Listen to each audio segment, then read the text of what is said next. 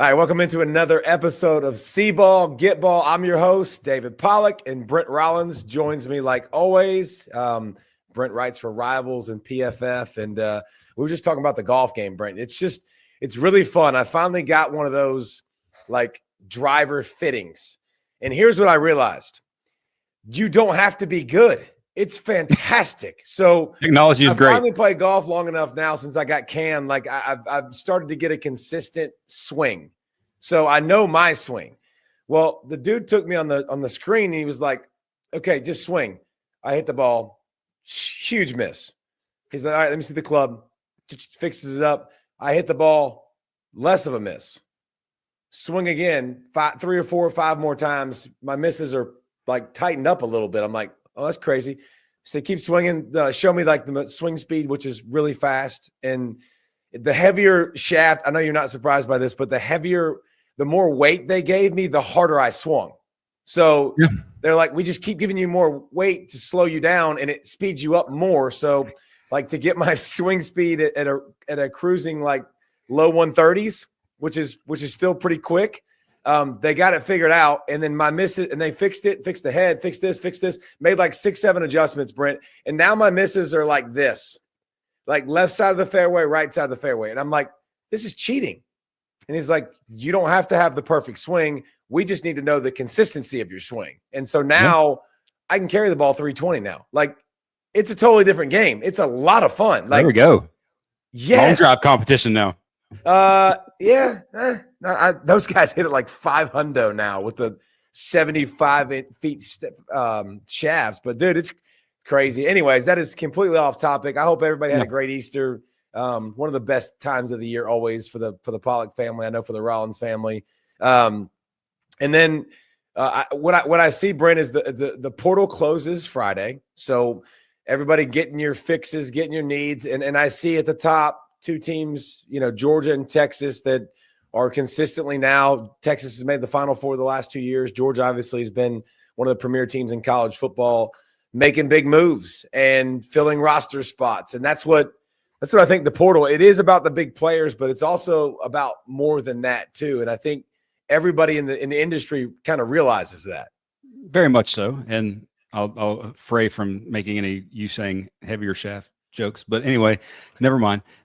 Before we get to that, gotta have a little fun, right? But before we get to that, though, I'm assuming you saw this news, and I'm assuming your phone kind of got this. But Coach Lee Corso announced that he will be retiring. And there will be one final show on August the 30th. So before we get into all the fun that is this element of the portal, I'm just going to let you wrap a little bit on Coach Corso and him. And Brent and his kids have both went to game day with me, and they've went several times over the years. And I think Brent can speak to this too, but just like class personified. I mean, going on the road with Coach Corso was a lesson in humility every week. I mean, the way he treated people was second to none. I mean, he literally, the first thing he was going to do come to town is like find the church he was going to go to. Next thing is he's going to be in town that Friday meeting the day before game day. He's going to pace around until the headgear gets there. The headgear gets there. He's perfectly fine. He's calm again. And then about 3 o'clock, when it starts to die down and everybody starts to leave, Coach Corso walks over there with his briefcase to the center, and he's taking the snacks and he's shoveling them all into the suitcase. And then Coach is in his PJs by like 4:15, eating dinner, going to bed. So many isms, so many stories, so many times he looked at me and he was just like, hey, like those stats are great, kid. Hey, kid, those stats are great. It's entertainment, sweetheart. Hold on. It's entertainment, sweetheart. And just really hammered home, like everybody's got access to those things. Like make it fun, man. And I think, later on days, of course, so that you've seen the last whatever, he's almost 90. I mean, he's gotten older, and obviously he's had several strokes and those things led into it. But when you watch him in his heyday and the one-liners and how about this Coach Corso story? He's coaching it at Louisville. No, he's in Indiana. I think he's in Indiana playing Ohio State. They're up on Ohio State. They score first against Ohio State. calls a timeout, brings his whole team onto the field, Brent, whole team in front of the scoreboard, gets the photographer and takes a picture with Indiana beating Ohio State. Like, I mean, one of the coolest, just, groundbreaking, unbelievable, like storytelling, changing, like the headgear and how it came to fruition with Herbie and his wife. And hey, can she get me a headgear? And it was at Columbus when, and Kirk knew obviously Columbus, Ohio, and his wife was a cheerleader there. And so, I mean, just the whole show and the evolution and what it's been like, he's the reason. Like his putting on the headgear got everybody around the world to talk about College Game Day, and usually in a funny way. And the celebrity pickers that jumped in year after year, and just, I mean, what a dude, what an amazing, amazing human being and a dude. Every time something happened with me and my family, I mean, when I got fired, immediately, Coach Corso, I don't know what they're doing. Like, calls me immediately, but and still has the same number in the office, has a fax machine where he gets the rundown sent. Like, do not email him, none of that stuff. But unbelievable dude.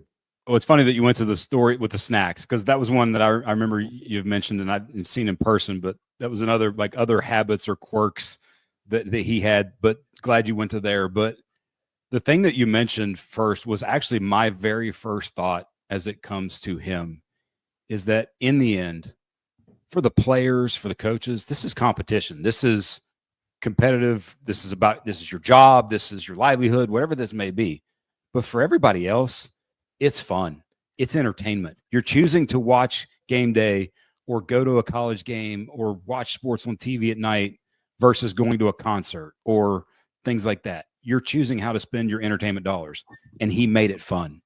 Games are fun, and he made it absolutely all about the fun. Like when he bleep it and threw away the gun blanket. Hey, when Brent, you were there when he would hold up the helmets, one team or the other, and then slam it. Like, and he didn't. The beautiful thing about Coach, and this isn't like everybody else, and we talked about this a little bit with Gary Danielson. Like, he also did not really care what people thought. Like, he was not beholden to anybody, and Coach was going to pick who he thought was going to win, and Coach was going to do his thing, and Coach was not worried about, like, if you said something about him, and apparently he wasn't worried if you dropped F-bombs either. Like, he did him, which was so cool and so unique and so different. Yep.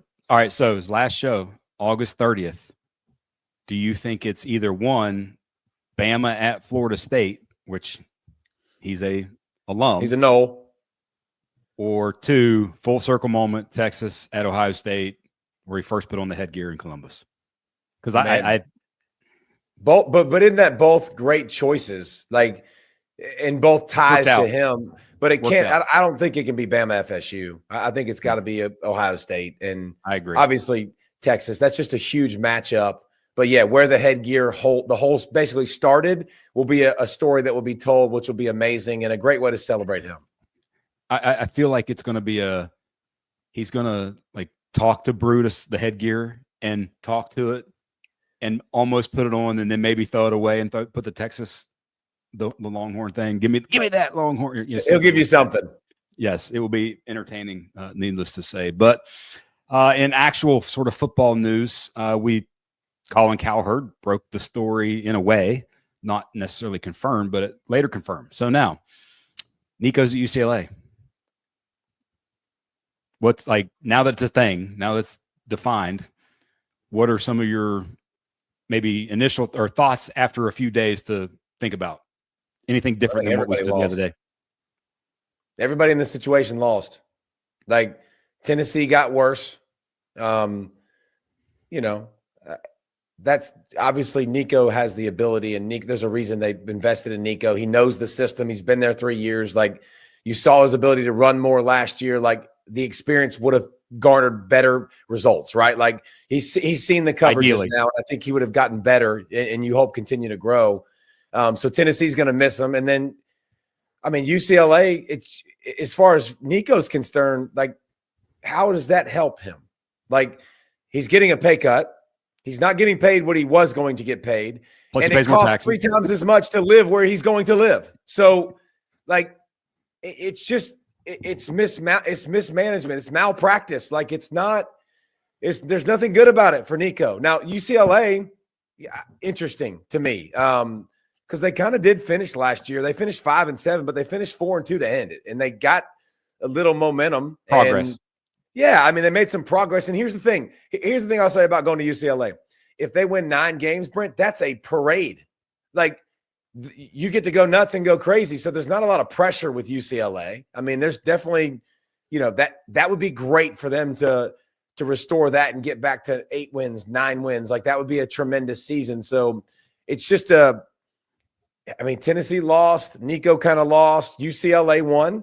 I mean, they got a guy, and now they just bought a guy in the portal, and just which is now we'll get to that in a second.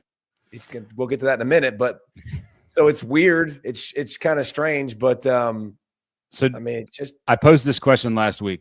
Do you think the answer maybe is yes now, or still not really likely? Do you think he looks at this as a 2-year deal?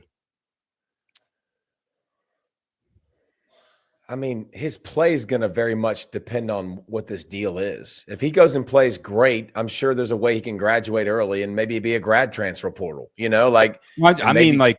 If he plays great, I think he's going to the league. Yes. But I don't know. Like, the situation is maybe not necessarily suited at this point. Maybe it is, and maybe he'll be just fine, but I don't know that it is. And I don't think that it is. No, I mean, it doesn't make sense. I mean, like, if you were running a business, no part of this transaction and him going from Tennessee to UCLA makes sense. There's nobody in the world that would be like, oh yeah, sign me up for that. That's what I want. I want a pay cut. I want to pay more taxes, and I want to go to a team that doesn't win very much. Like, there's no part of that looks like a good. You just went to the college football playoff with a system that is very proven. You can put up super big numbers. Your run game will always be good because of the way and the style in which your offense goes and the way you make people defend the field. And you're going to have a pretty good team. So I don't see a lot of the positives for Nico. Now go have a good year with UCLA, resurrect, and hopefully play great. And hopefully the kid can make his dreams come true. So the sort of action and then reaction, Joey Aguilar, who had transferred to UCLA from App State, now puts his name in the portal today. And, hey, there's a team that kind of needs a quarterback. Just lost a quarterback, hasn't really found another one yet. Do we actually get basically a quarterback trade? Would that be a sweet switch? I think it for way less money. It would be perfect. It would be, and especially if you're Heupel and there's a bit of a like you love the petty. I'll take their guy and do better with him than you went there. All that sort of stuff. Than him, but here's the thing. This is why, again, we need rule changes. This is freaking terrible for college football. This is terrible. This is awful because, again, you got your starting quarterback you bring in. Now he's going to go somewhere else. Now it's going to disrupt somebody else's roster. Like, I mean, the Pena kid from Syracuse, we're probably going to get there. Oh, he's on the list of things to talk about. Yep. I'm just saying, like, again, a team captain, like, voted a team captain in December. I mean, now you're not a captain, obviously, and just who you're building your leadership around. Like, I just don't. This window doesn't make sense to me. Like, it makes sense for craziness, and it makes sense for chaos. And I think if you're in the content, it's great. But I just, it's extremely. It makes it a lot harder to be a team builder and start to build. Like we talked about with Dan Mullen when he was on the show a couple weeks ago, and building the team and what you want to be, because now you got the most important position that's changing spots. Maybe after the spring game, which probably isn't the best idea, but. All right. So in baseball, we get player for player or player and maybe some minor leaguers. In basketball, you got to match salaries, and there's picks and there's trade exemptions in the picks. In the pros, for the most part, it's just picks for players. Rarely you get a player for player, but for the most part, it's just, hey, I'll give you this guy and you give me a 3rd round pick kind of thing. What if we had trades in college football? What would they look like? Holy cow. Because I made a joke on Twitter today, would it be a 3-star recruit to be named later? would there be cash considerations? Like if you look at the trades, Wouldn't in the that be rest of the sports crazy? world, Like if the next evolution of college football becomes there's trades, like, I mean, maybe that's think how of, the SEC gets away with, or gets out of their rule where they can't transfer within schools. They have a trade. I mean, you think about the glad handing, the certain teams working with certain teams, and just there's so many institutions and so much. There'd be so much to try to like put in a box, and so much to try to legislate. It would be. God, I hope we. I mean, it'd be great for our show. That'd be fantastic. We'd have endless content all the time. We can do trades and stuff. But I can't imagine Big the trades. coaches. I can't imagine the coaches would be for that. Good Lord. No, they'd hate that. I will say the flow of the information today and the things that we got to talk about actually just perfectly one after another. Because last week you got a chance to talk to Marcus Freeman, and I listened, and he basically said who his starting quarterback was without saying who his starting quarterback was.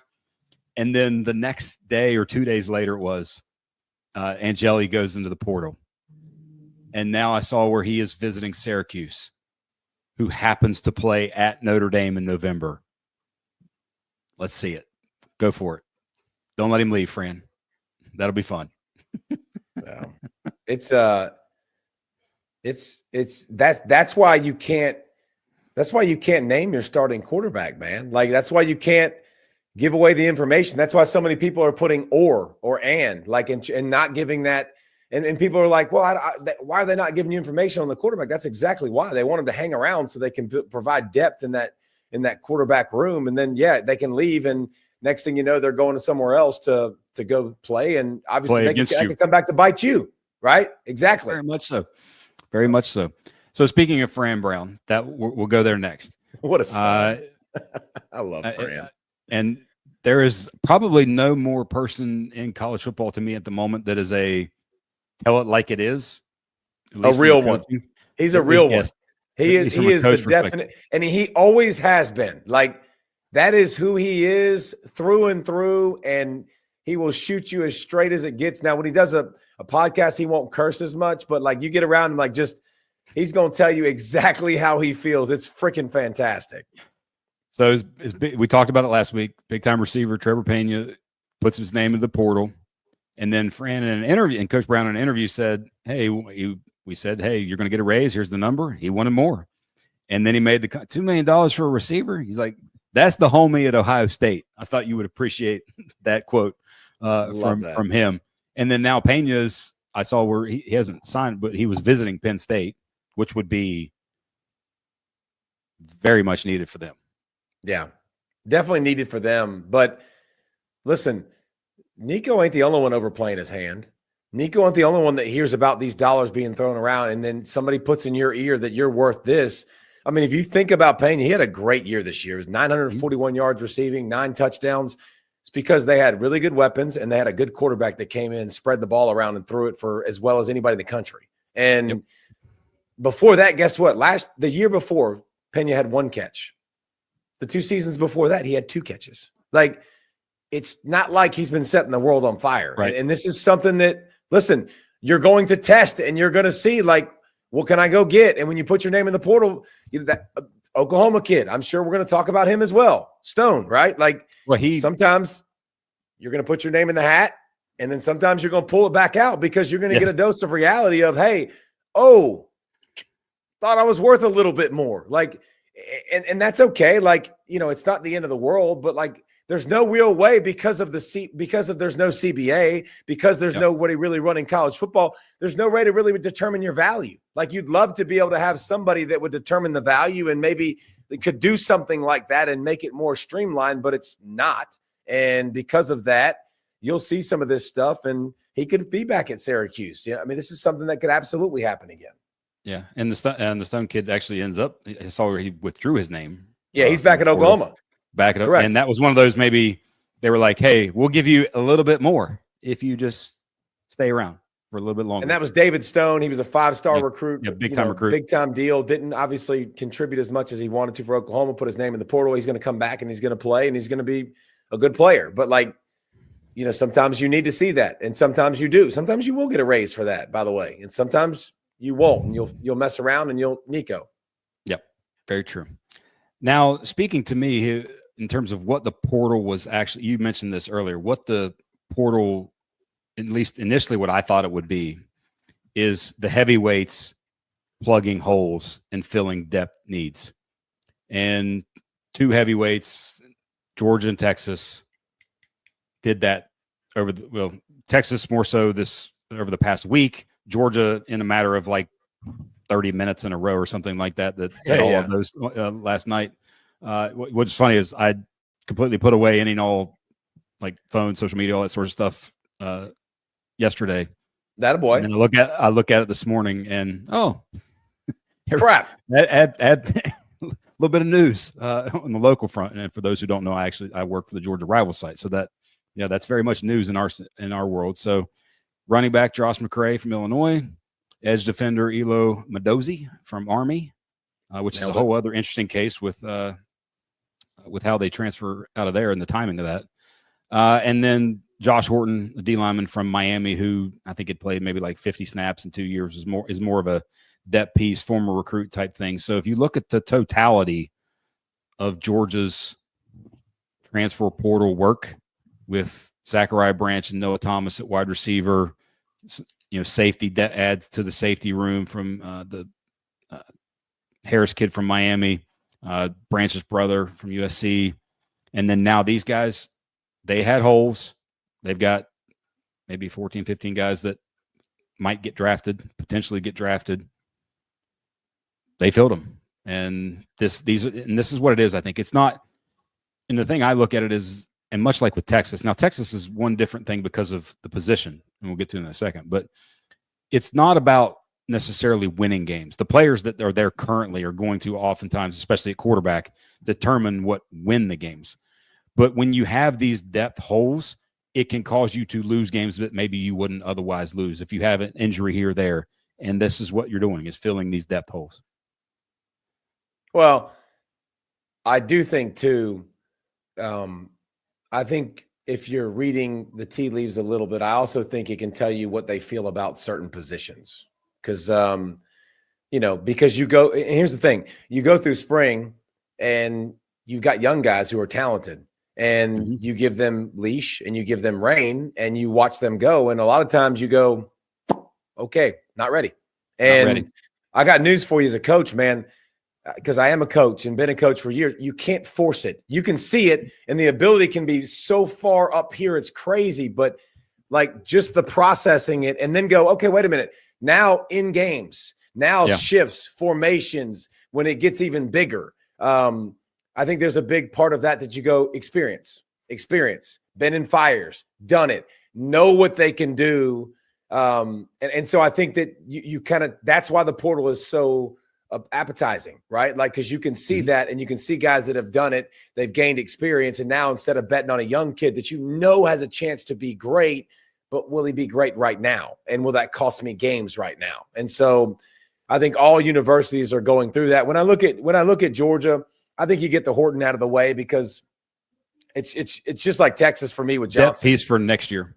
It's like Texas with Texas with La'Von Johnson. It's the same thing. It's depth. It's not a guy coming with a lot of fanfare. Now Horton was a pretty highly recruited 4-star kid from the state of Georgia, but it's a big body that you can rotate in that provides depth. Correct. I think that's a different piece. Now, McCray, I like a lot. And I think McCray, when you see ETN go to the NFL, when you see Branson Robinson for Georgia into the transfer portal and leave at that spot, that spot gets injured a lot because they're getting tackled with their legs, and you just see injuries continue to mount up and happen. So you got a guy in McCray that I also think he's a different piece than Frazier. I think Frazier can be the lightning. The lightning and the thunder.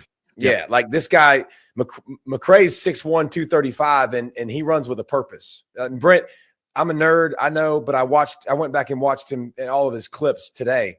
And one thing stuck out, pads always squared, 6 feet, 235, pads squared, good feel for people near his feet. He hasn't been worked that much. Like, he doesn't have a ton of carries on his body.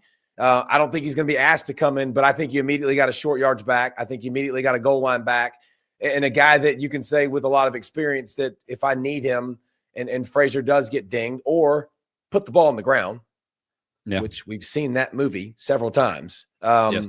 You bring in a guy that I think has experience that you can plug and play and you trust and can do a great job. And also with Roderick Robinson, that similar styles, who hasn't been healthy, but when he's been healthy, has been effective. So you're almost, hey, I at least have two guys who can play that physical bruising style of back role. Mendoza, thoughts on him? This is a different animal to me. Now, this is Georgia lost 32 of their 37 sacks to the draft. So, and then obviously the transfer. So, they've lost. They're done. Like, they're done at that spot from experience. Like, having a guy that they know and trust off of the edge. So this guy's interesting, man. I went and watched him too. 6'3", 245. He ain't a typical Georgia guy. Like, this is not the typical mauler. Like, this is, you think about, like, this is more like Adam Anderson, which was a kind of a one-off, wasn't he? Like, he was kind of a remember, he was twitchy, skinnier, slighter build. Like, you don't see a lot of Georgia guys that look like that. Like Jalen Walker played on the edge, obviously some, but he didn't make a living. So I'm interested to see how they play him. Here's the thing that I really like about it. 2 years left. Betting on this, I think, too, because if you watch the kid, first of all, he came out of high school at 6'1", 190. Brent, 190. Like, he had to develop, 6'3", 190, excuse me. Like, he had to develop, put weight on 245. Coming from that kind of a program, the military service, by the way, too, no nonsense, don't mess around, like, knows how to be disciplined, knows how to be coached hard, plays special teams, blocked a field goal, blocked a punt. Like, this is a kid that, like, I think you say, I know exactly what his makeup is. He's doing this. I got to make him more physical. He'll get better coaching with me. He'll get more football-centric stuff with me. This is a guy that's going to be very interesting to me. He's not a home run. He's not a 10-sack guy. I'm going to plug and play. But I think he has a chance to be really, really good when he gets, a little better coaching and more football. And I like the betting on this guy with 2 years left, and with all the greenness you have at outside and pass rush, you need somebody that you can count on. Gabe Harris, the leading returner in the edge room in terms of snaps, and I want to say it was like 150 something. That ain't a lot that he played. I haven't gotten a chance to watch a ton of him. I'm going to as soon as we get done with this, and we're going to do a Film Don't Lie on the UGA Sports YouTube deal on him. But what little I've seen, I feel like it's the Chaz Chambliss role that maybe he plays. So we'll see. Early downs, maybe not necessarily yet part of the pass rush package, unless you show something and you see something in him once he gets there that you maybe necessarily haven't seen yet. And obviously competition is going to get raised up to competition is going to get amped up, but he ain't big in the booty. Chaz was a freaking hammer. Like, Chaz ran through people's skulls. Chaz gave people nightmares. Like, Chaz didn't care. He was not scared. I'll be interested to watch. This guy's not that guy on the line of scrimmage. I'll be interested to see and how they use him. Obviously, will go a long way in determining that. But he's got a little shake off the edge. He plays hard. He's got a pretty good first step. Again, I'm not ready to say this is a slam dunk home run, but to get another guy, it's more importantly, take. Yeah, another guy with experience, another guy that I think has the right mindset for what you want to build and do. And you're betting on him continuing to work and grind, because I don't feel like you're at Army without that. That's not, it feels like innate a little bit. You don't go there and like be a half acer. Those don't work. No. And you think about after the year 2 is when you're seeing a lot of the service academy guys, if they do put themselves in the portal, it's after year 2, because after that, they have to decide, to commit to the service part of it, so they can before that commitment. But other sort of quieter news with Georgia on the portal: Nitro Tuggle and Marcus Easley put their names in the portal. I thought that was interesting, because maybe that's an indirect way of saying bye-bye. See you later. Yep. I mean, that obviously is happening more and more. I think Georgia fans got disappointed when Nitro Tuggle after last season put his name in the transfer portal just because of his name. Like, It's just cool. Nitro, like a receiver named Nitro. That's yes. You're like, I'm betting on the come. That guy, surely that guy's got some acceleration, right? Like surely he can fly. But yeah, I've heard pretty good things about Thomas and Branch. I ain't gonna lie, especially Branch. Like, yes, I've heard some things from quarterbacks in that room that were just like, yeah, it's a little different. I ain't seen that since I've been here. Okay. Little nugget for you. That'll be aggregated later. The other team, Texas, by the way, they took one of the many who were leaving Cal, tight end Jack injuries. And then the Maryland DT, Levon Johnson, you've already talked about. And then for just me, for depth. Yep. But the most important thing, Mason Shipley, kicker, Texas State, who was I want to say perfect on field goals. And he was 31 of 35 in his career at Texas State. Last year was all good there. Texas, and listen, we're not going to make it a habit of talking about kickers on see ball, get ball. That's just not what we are going to do, I promise. But in terms of impacting winning and losing, that one might impact. They were 64% on field goals last year because and you saw it in the college football playoff rearing its ugly head. You saw it against Georgia rear its ugly head. So I think it's something that needed to be addressed, and it's nice to go in there and get a guy that has experience. Long field goals. Just pretty consistent. Actually missed more PATs than he missed field goals, which is interesting.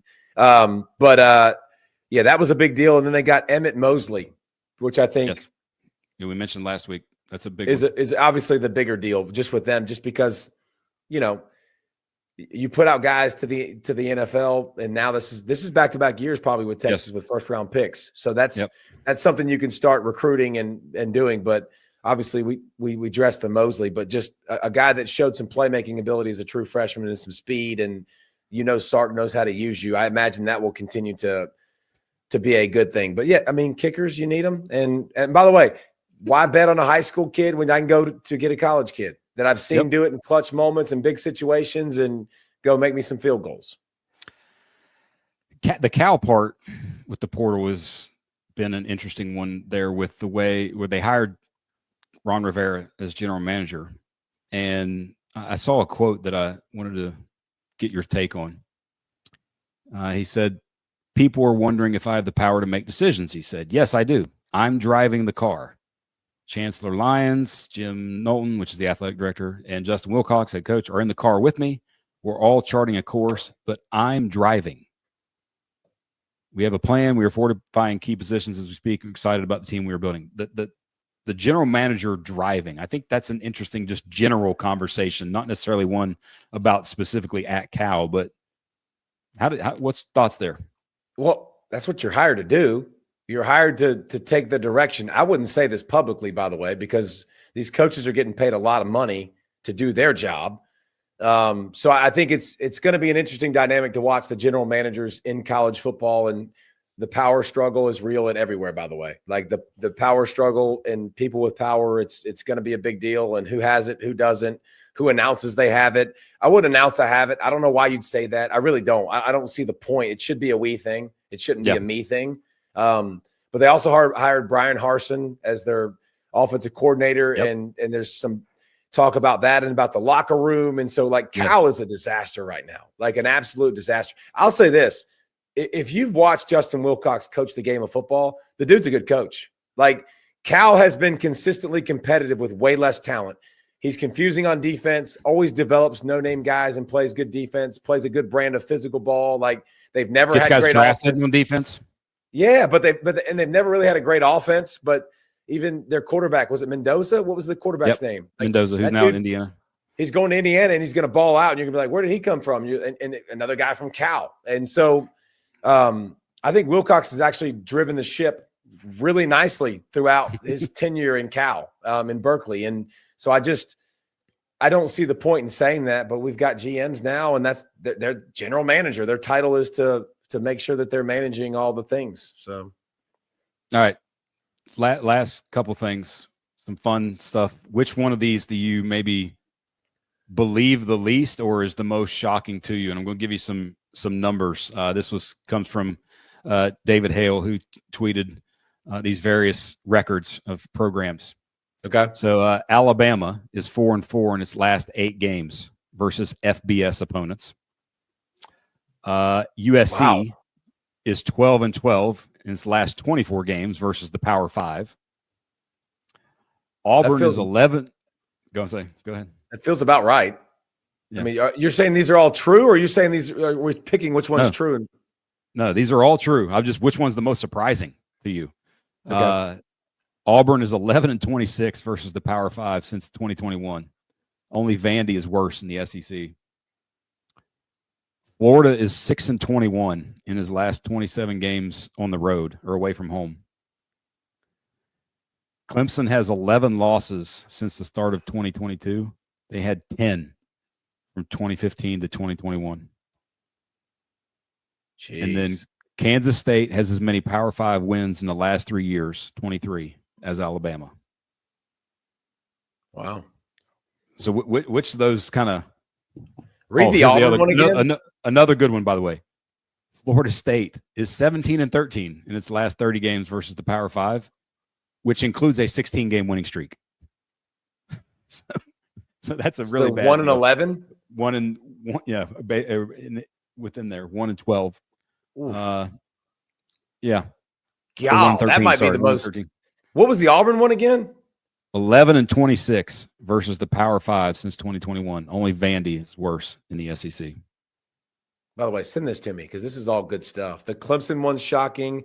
How about the Alabama 4-4 versus like FBS. Nick Saban? FBS. That's like Nick Saban. That's like in Nick Saban's 10-year run, he probably barely lost 4 games. I mean, in that especially prime like of his unranked, career. A big long streak against unranked. Yes, I mean that's incredible. That's a lot of ungood numbers. I bet there's a lot of programs that really don't like hearing that. I mean, Clemson's felt like that, by the way. Clemson's felt like, they've had a struggle. Their stretch feels, when you watch them lose at home to Louisville, you're like, gosh, dang, this ain't Clemson. You've felt that erode. You felt Alabama erode last year a little bit, but you still thought they had some capability of playing great ball.